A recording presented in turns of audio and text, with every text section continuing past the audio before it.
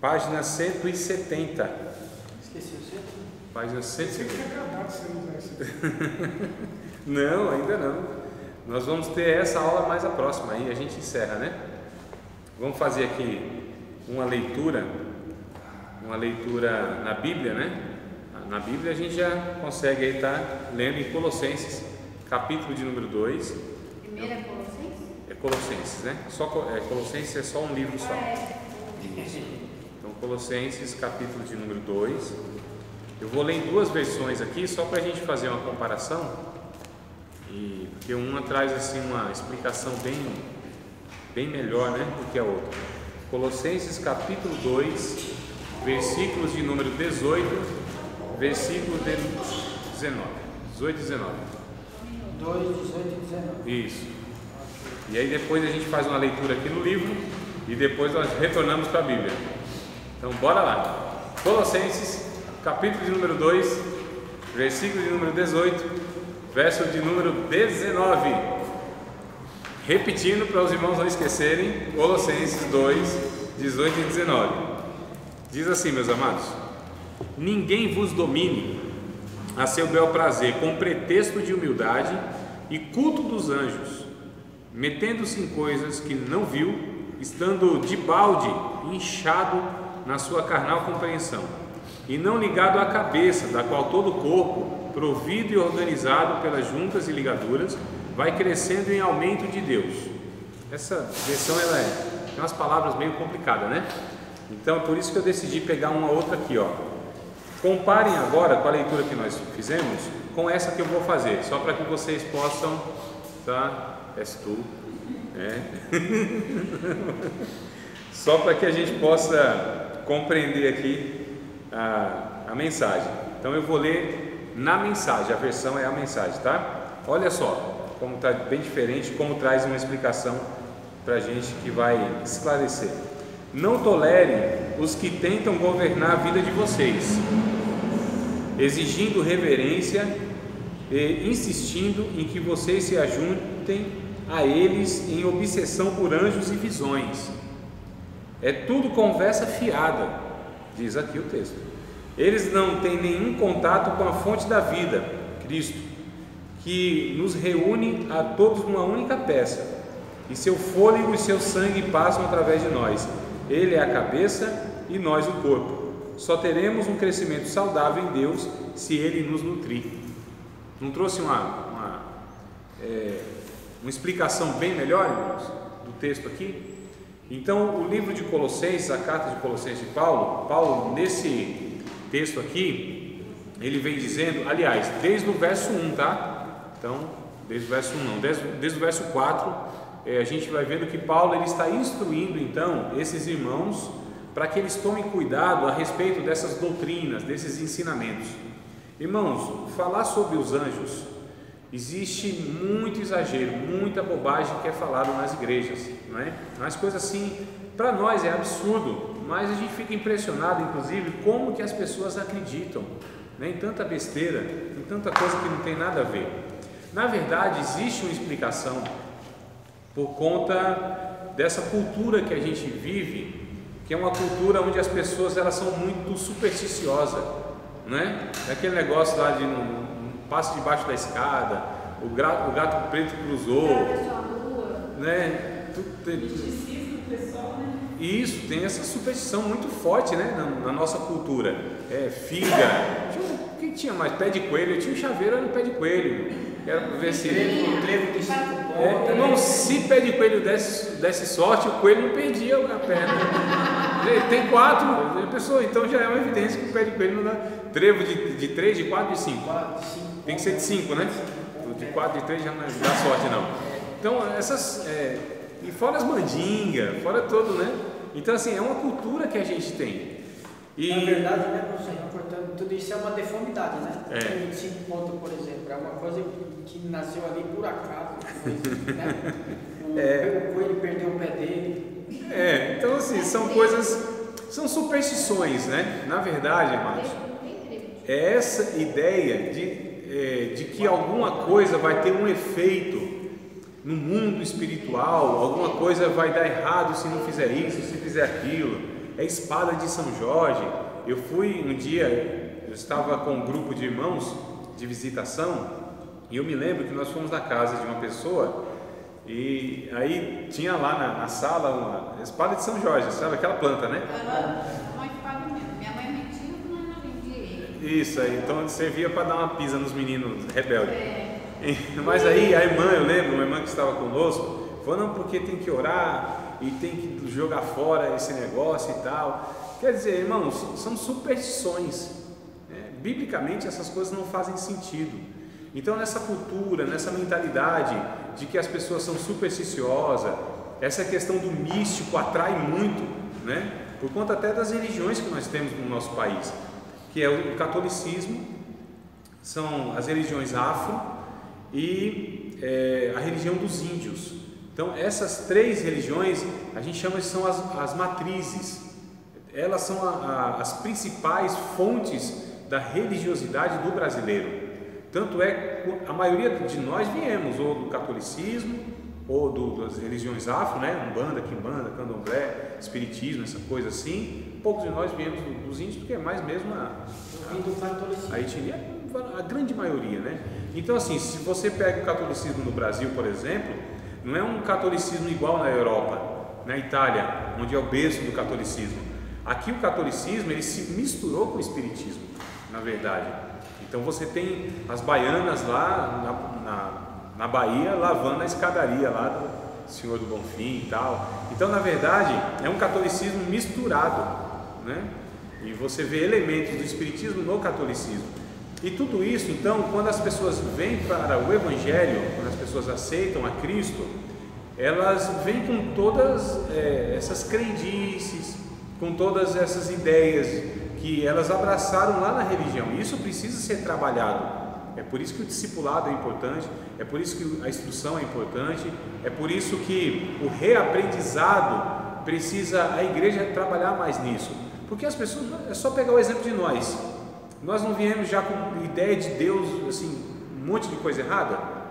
Um monte de coisa, tanto é que até hoje a gente ainda trabalhado nisso. A teologia mesmo, eu acredito, um pouco tempo que a gente está, já tem mostrado para a gente que, olha, tem algumas coisas que não tinha nada a ver, né? Às vezes não foi nem a igreja evangélica que nos ensinou, é que a gente veio com as nossas tradições, e não é que a gente aceita Jesus e tudo isso é jogado no lixo, não, faz parte da nossa vida, faz parte da nossa história, faz parte da nossa tradição. A gente não joga do dia para a noite as coisas no lixo, né? Não joga fora, mesmo porque muita coisa está até correta, pelo fato de ser o catolicismo. Então o catolicismo ensina algumas coisas que são bíblicas e outras não. Então não é que a gente joga tudo fora, a gente precisa ser retrabalhado, ressignificado. Então a gente vem para a igreja evangélica, muitas vezes a igreja evangélica ela não tem esse perfil de ensino, aí só vai alimentar mais a superstição das pessoas, principalmente o nosso meio pentecostal, que dá muita ênfase, muito valor às questões místicas, visões, revelações, sonhos e os anjos. Então essas coisas, amados, elas de fato são coisas atraentes, não é? E não é que está tudo errado ou de todo errado abordar esses assuntos, pelo contrário, eles são bíblicos, mas tem que ser tratado com equilíbrio, com limites, porque a gente vê, na verdade, o problema são os exageros. Então quando você trata desses temas assim, angelologia, por exemplo, você tem que ter cuidado para um extremo ou outro extremo, ou seja, desconsiderar totalmente, não, isso não tem nada a ver, os anjos ficam lá no céu e Deus não opera mais, esses seres não têm contato com a gente, não tem nada a ver. Isso é um extremo, você rejeitar tudo isso. Lembra no começo, acho que foi na primeira ou segunda aula, que eu disse para vocês que havia lá no tempo de Jesus, em Atos dos Apóstolos, dois grupos religiosos, dois grupos do judaísmo, um acreditava e o outro não. Então, né, tem que ser, mas tudo bem, acreditar tudo certo, porque está correto, é bíblico. Mas acreditar de que forma? Então, ou uns rejeitam totalmente, eu estou falando dos evangélicos, e outros assim acreditam de uma maneira exagerada. Não é que acredita, não é acreditar nos anjos, é o que esses seres, qual é a função, qual é o papel desses seres aqui no plano de redenção, né? Essa que é a questão. Qual é a natureza deles e o ofício deles? Então a angelologia vai tratar basicamente desses dois pontos: a natureza desses seres, e nós já aprendemos que são seres criados por Deus, são criaturas, não é? Eles têm limitação em relação a Deus, eles são superiores a nós, seres humanos. Então a nós eles são assim muito superiores em muitos, quase todos os aspectos. São imortais, são infinitamente muito mais inteligentes do que nós, são santos, não são corruptos, não têm limitação física, ou seja, tem uma série de vantagens, né? Se a gente pode dizer assim, do que nós. Então, a nosso respeito, eles não têm as limitações que nós temos, mas são limitados a respeito de Deus, são criaturas de Deus. Então, não devem ser adorados, não são todo-poderosos, não fazem o que querem. Então, eles têm suas limitações. São servos de Deus, como nós também somos, né? Então, essas coisas precisam ficar claras. Natureza. Agora, ofício, o que eles fazem? Nós já aprendemos. Eles servem aqueles que vão herdar a salvação. Eles são enviados por Deus para nos dar livramento de muitas situações, não é? Eles trazem para nós consolo de alguma maneira, e a gente vê isso tudo biblicamente. Então é por isso que a gente precisa ter textos muito claros para afirmar o que a gente afirma, e aí não tem problema. Por exemplo, não é exagero a gente falar, não, existem anjos aqui nesse momento. Eu posso afirmar isso não é porque eu estou vendo, nem é porque eu estou sentindo, é porque a Bíblia me garante que Deus dispensa esses seres para estar, na verdade, nos acompanhando. Agora não é assim, ele não está à toa, existe um objetivo, existe uma intenção quando Deus envia esses anjos até nós, não é? Quer dizer, eu afirmo que eles estão aqui, mas talvez pode não estar, de repente estão com a finalidade, né? Porque a Bíblia garante que eles nos acompanham, mas não quer dizer que é um anjo da guarda, como nós falamos em uma aula passada. O anjo da guarda é que cada um tem o seu anjinho da guarda, mas são anjos que nos guardam. Então nós temos a guarda desses anjos, mas não que cada um necessariamente tem aquele anjo da guarda. São crenças, né? A gente viu em Atos dos Apóstolos capítulo 12 que a crença judaica ela tinha esse pensamento. O catolicismo também traz essa ideia de que nasceu um menino, Deus dispensa um anjo para aquele menino que vai acompanhar a vida toda dele. Aí a Bíblia já não deixa claro isso, mas que a gente tenha convicção pelos ensinos bíblicos que esses seres eles são enviados para nos livrar de muitas situações difíceis. Aí é fato que existe uma realidade, um mundo espiritual, como existem esses anjos de Deus e esses demônios, né? Que se Deus também não colocasse limitação neles, esses demônios, o que diz o Salmo? Eita, e agora? Será que eu vou lembrar desse Salmo? Não é tão interessante? Eu acho que é o Salmo 121, eleva meus olhos ao monte, de onde me virá o socorro. Acho que não, né?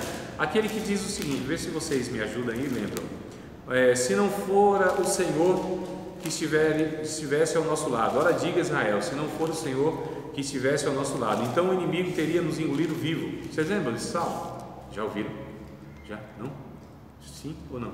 121 é eleva os olhos para o monte. Sim, não é não. O 121 eu já sei que não é. Deixa eu ver se eu acho aqui.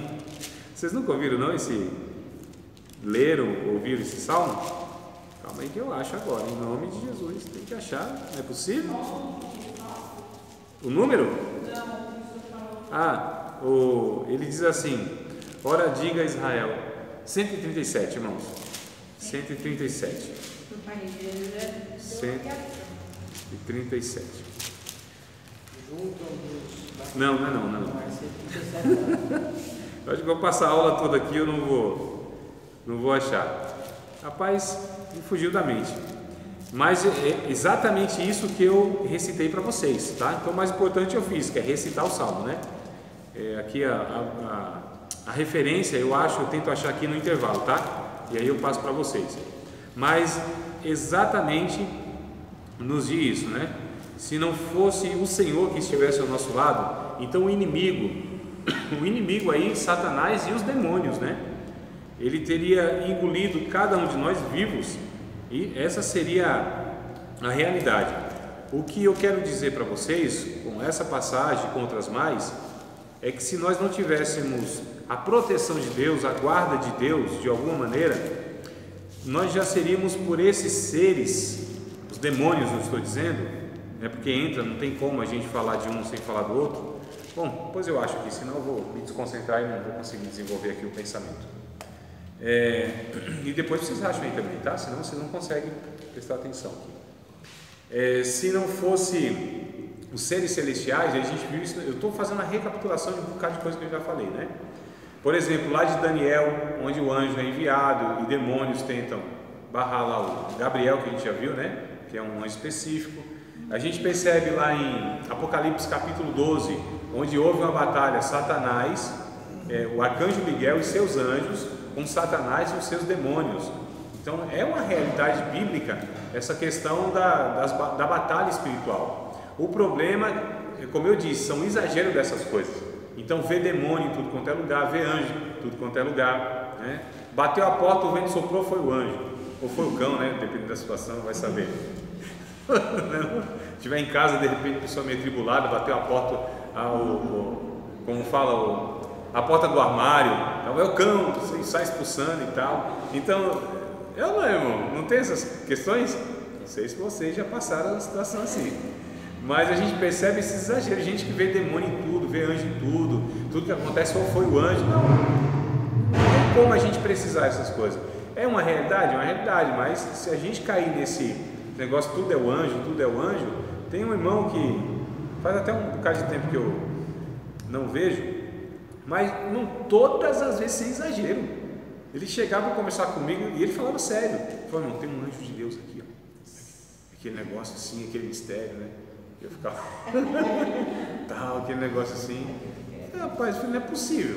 Eu falei, não é possível que de fato esse varão está vendo esse ano todas as vezes. Essas coisas não se torna banal, né, irmão? Coisa banal, fútil, corriqueira, e não é assim. A gente percebe que esses seres, eles aparecem, se manifestam, claro, toda a história bíblica, Antigo e Novo Testamento, e é possível que nós talvez tivemos uma ou outra. Quem já teve uma experiência de ver um anjo assim? Nenhum dos irmãos? Não? Experiência de quê? De ver. Tem uma visão mesmo do anjo, um anjo de Deus. Minha filha viu. Foi? Então, pronto. A gente sabe que é uma realidade, né? Alguns dos nossos irmãos já tiveram essas experiências. Então, são coisas reais, mas tudo tem um objetivo, tudo tem um porquê, uma finalidade. É isso que a gente precisa pensar quando a gente fala nesse tema, tá bom? E aí, eu quero falar isso porque eu quero trazer aqui duas histórias, entre outras, tá? Só reservei duas aqui, para mostrar que é muito perigoso essa questão de anjo aparecer, porque demônios também têm a capacidade de se manifestarem, se disfarçando em seres celestiais. Olha só, eles têm esses poderes também. Inclusive, isso não é o texto bíblico que nós já lemos, 2 Coríntios capítulo 3, vocês lembram desse texto? Lembram? Pode recitar? Não? Então vamos ler de novo. Vamos ler de novo, é por isso que a gente precisa ler, né? 2 Coríntios capítulo 11. Isso, é por isso que a gente precisa ler Bíblia, ler todas as vezes que a gente puder. De tanto ler, uma hora gravava no trem, pode ter certeza. Vai por mim. 2 Coríntios capítulo 11. Eu tô 19 anos lendo a Bíblia, tem umas coisas que eu tenho certeza, vai encaixando aí. 11, só a partir do 1. Não. Deixa eu ver aqui exatamente, acho que é o 13, né? A partir do 13. Olha, tá vendo? Eu não guardei o versículo. Eu sei que é o capítulo, o livro e o capítulo. E aí eu preciso ler mais vezes para gravar o versículo. Eu até já gravei, mas foge da mente, né? 13. Do 13, pode ser o 14 e o 15, né? Pode ser. Pode ler, por favor. Não é de admirar. 13. O próprio Satanás se transfigura em anjos de Só um luz. momento, irmão Roberto. Capítulo 11, lá, versículos de número 14 e 15. Isso, o capítulo é 11. Por favor, pode ler de novo, irmão. E não é de admirar, porque o próprio Satanás se transfigura em anjos de luz. Não é muito, pois que os seus ministros se transfigurem em ministros da justiça, o fim dos quais será conforme as suas obras. Isso, olha só. Então, até a minha versão aqui, se me permite, eu vou, porque ela traz aqui sempre um negocinho assim mais mastigado, né? E não é de se admirar. Satanás faz isso o tempo todo. Olha só, ele faz isso o tempo todo, disfarçando-se de anjo de luz, de modo que não devemos ficar espantados quando seus servos apresentam disfarçados de servos de Deus. O que o texto vai dizer é justamente essa possibilidade desses seres demoníacos Irmãos, como que a gente vai saber se aparecer para nós assim um ser luminoso, falando algumas coisas boas? Só que o problema é justamente a mentira de Satanás, não é uma mentira descarada. Esse é o problema. É convincente, né? E o diabo usa, na verdade, uma meia-verdade. O diabo usa a palavra de Deus. Quando a gente não tem um discernimento bíblico, doutrinário, teológico, irmãos, esse ser pode nos enganar. Vocês acham o quê? Que Satanás assim é um ser qualquer? Se ele conseguiu convencer milhões e milhões de anjos que viam a Deus, convencer esses seres a se rebelar contra Deus, imagina nós, irmãos. Porque tem outro lado aí que as pessoas banalizam o diabo também, né? Está debaixo dos meus pés, e aquela questão do demônio, aquela bobagem toda, mas eles desprezam que esses seres são seres poderosos em relação a nós.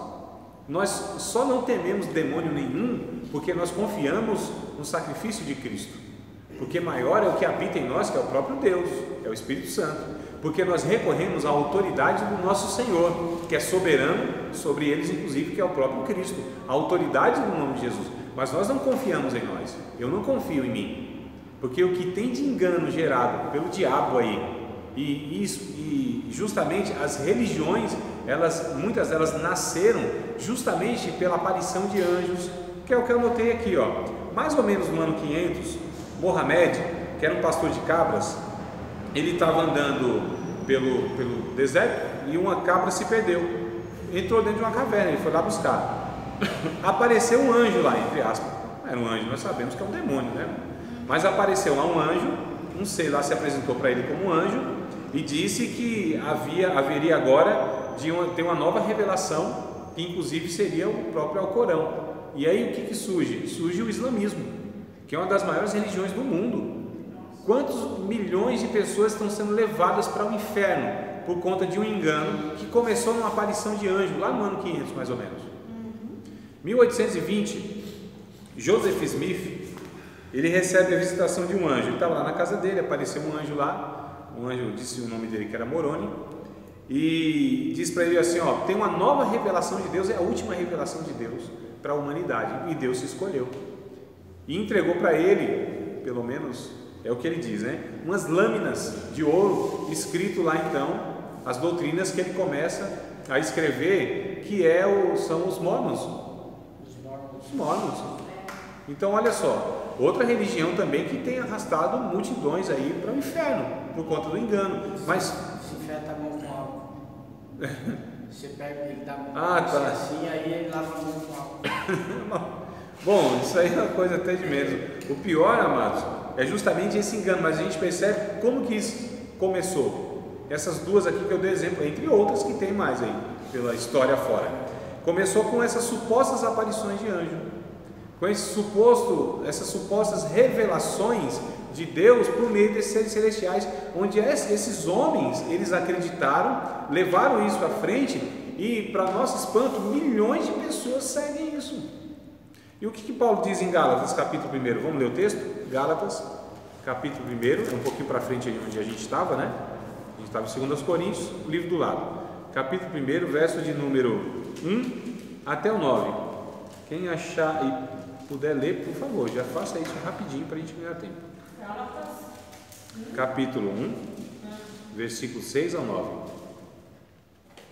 Admira-me porque está já se passando tão depressa daquele que gosta na graça de Cristo para outro evangelho, o qual não é outro, senão que há alguns que vos perturbam e querem perverter o evangelho de Cristo.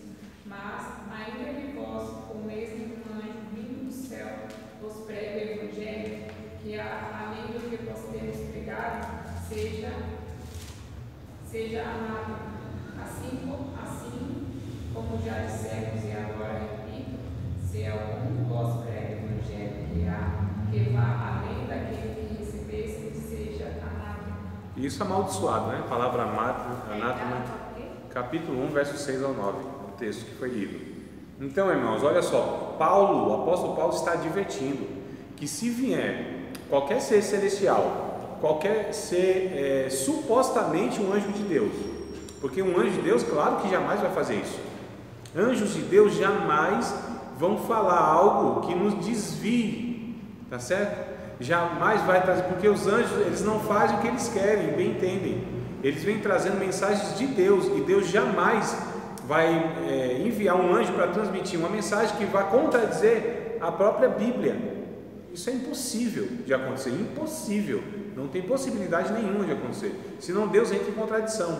Mas Paulo está advertindo, porque Paulo sabia desse perigo, né? Dessas pessoas. Aliás, nós somos assim, irmãos, o sobrenatural nos atrai. O sobrenatural para nós assim é algo que nos deixa quase que em êxtase, e muitas pessoas entram em êxtase. Êxtase, a palavra inclusive é fora de, é quando a pessoa fica fora inclusive da sua lucidez, porque tudo isso é uma loucura, né? Você acreditar nesses seres que vem trazendo uma mensagem que no final das contas te desviam, porque se pegar 100% dessas religiões, elas desviam as pessoas de Cristo, do Evangelho. É por isso que Paulo disse, olha, ainda que nós apóstolos, ou mesmo um anjo do céu, pregue para vocês outro Evangelho, que não é Evangelho, sejam essas pessoas e esses seres amaldiçoados, porque vão levar essas pessoas para longe de Cristo. O próprio Gálatas, que nós lemos no começo, no capítulo 2, se a gente voltar lá, e eu quero voltar lá, em Gálatas capítulo 2, vocês percebam que eu estou tentando pegar sempre texto bíblico e me nortear pelo ensino, né? Então, capítulo 2, a partir do verso 4, Colossenses. Eu falei Gálatas? Eu não combinei com vocês quando falar Gálatas, você entende Colossenses? Não. Colossenses. Eu falei, está em Gálatas? Vai voltar em Gálatas? É que a gente estava em Coríntios, foi para Gálatas, agora Colossenses, né? Então, isso. Então, próxima aula, vocês já estão sabendo. Quando eu falar Gálatas, vocês entendem Colossenses, tá? E vice-versa. E digo, verso 4, capítulo 2 de Colossenses, verso 4. E digo isto, para que ninguém vos engane com palavras persuasivas. Olha só como ele começa aqui o texto. Porque ainda que esteja ausente quanto ao corpo, contudo em espírito estou convosco. Esse em espírito aqui, irmão, entenda, em disposição, tá certo? Em disposição, em pensamento estou com vocês. Esse é o sentido de espírito, contudo em espírito estou convosco, né? Regozijando-me e vendo a vossa ordem e a firmeza da vossa fé em Cristo.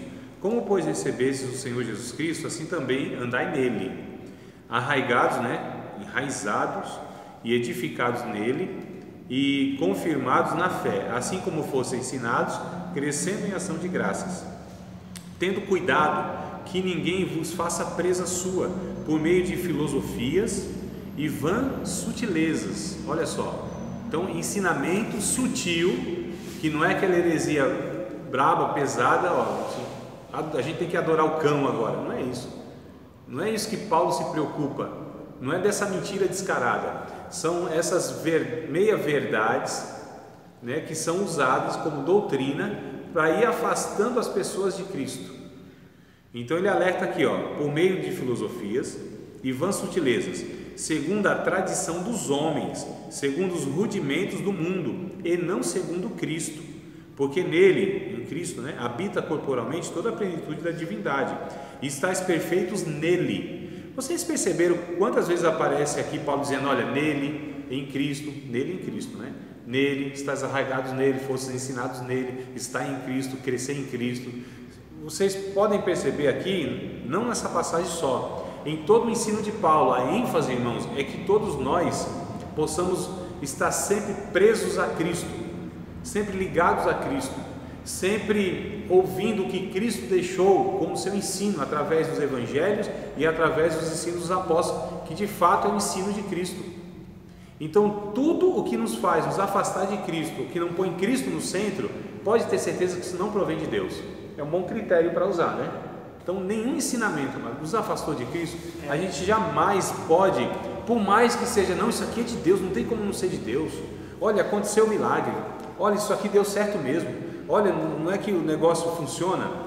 Irmãos, a gente não se pauta por essas coisas, porque senão, eu já disse para vocês em outra ocasião, eu acredito que eu já disse, não é porque deu certo que é certo, não é porque aconteceu o extraordinário que Deus está naquele negócio.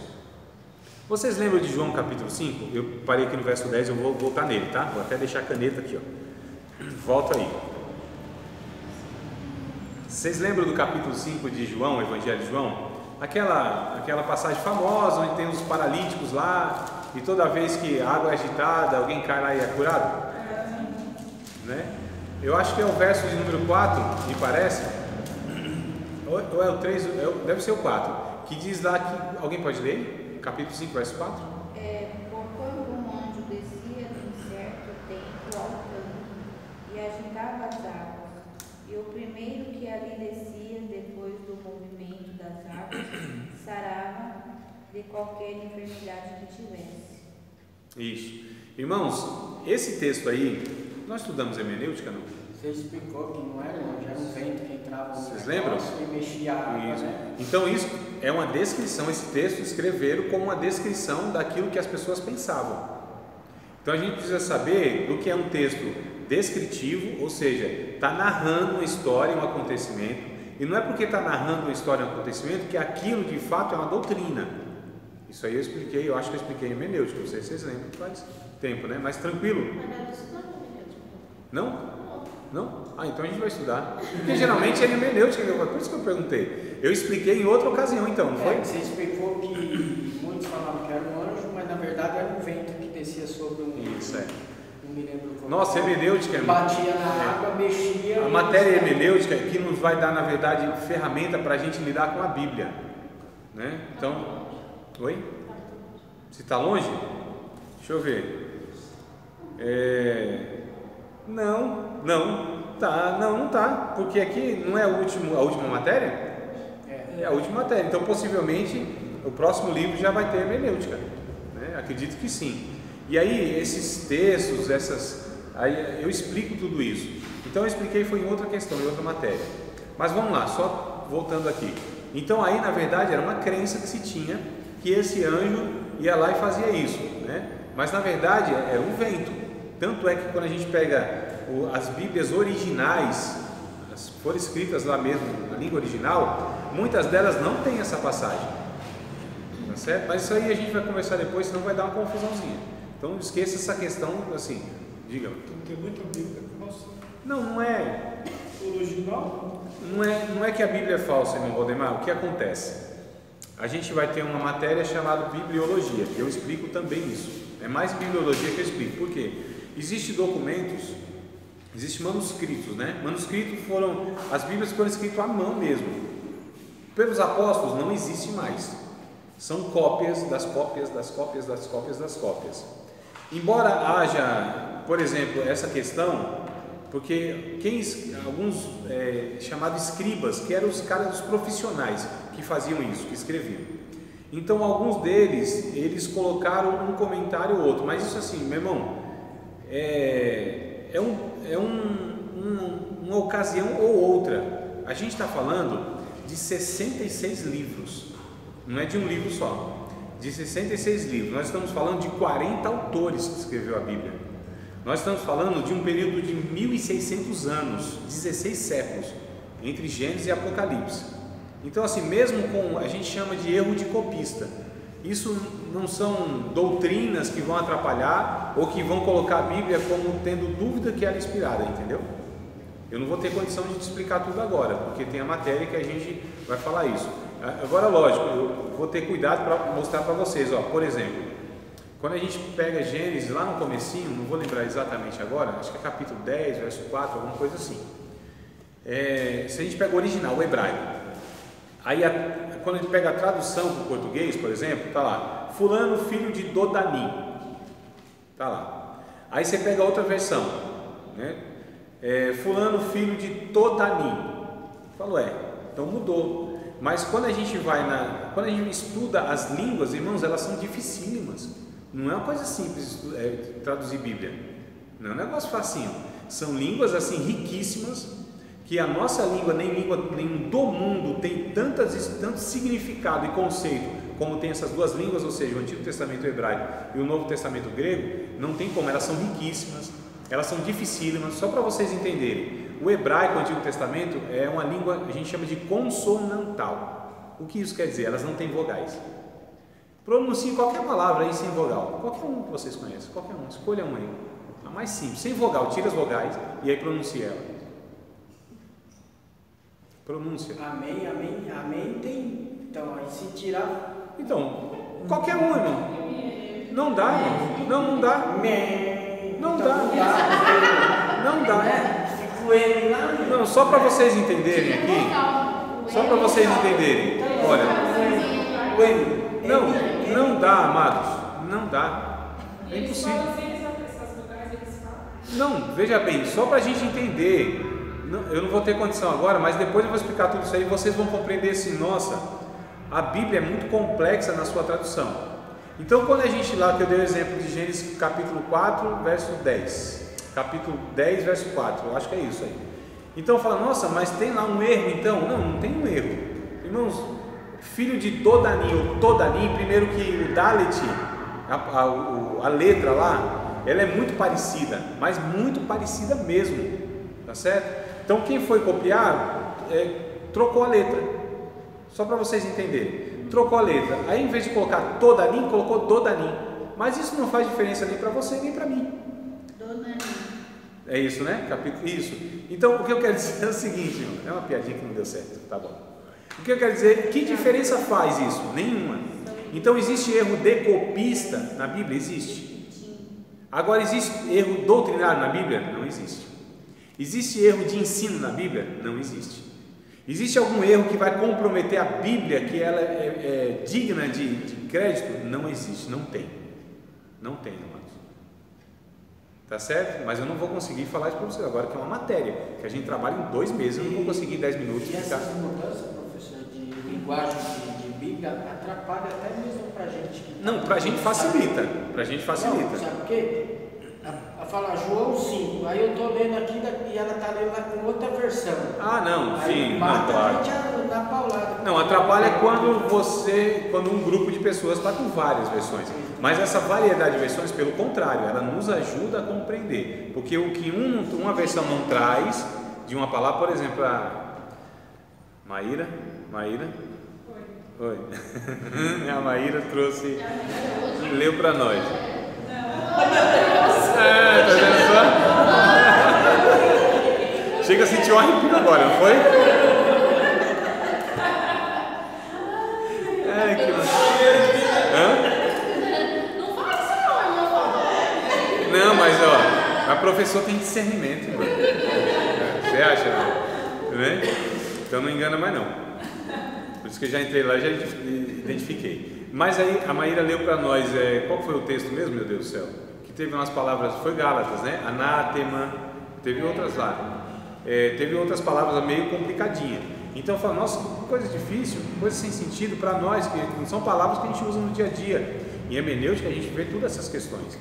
Hermenêutica, irmãos, tem algumas matérias que elas compreendidas juntas, elas vão contribuir para um entendimento melhor. Então é por isso que uma matéria sempre contribui um pouco para que a gente entenda outra, para que a gente entenda outra, e entendendo elas todas, a gente vai compreender melhor a Bíblia.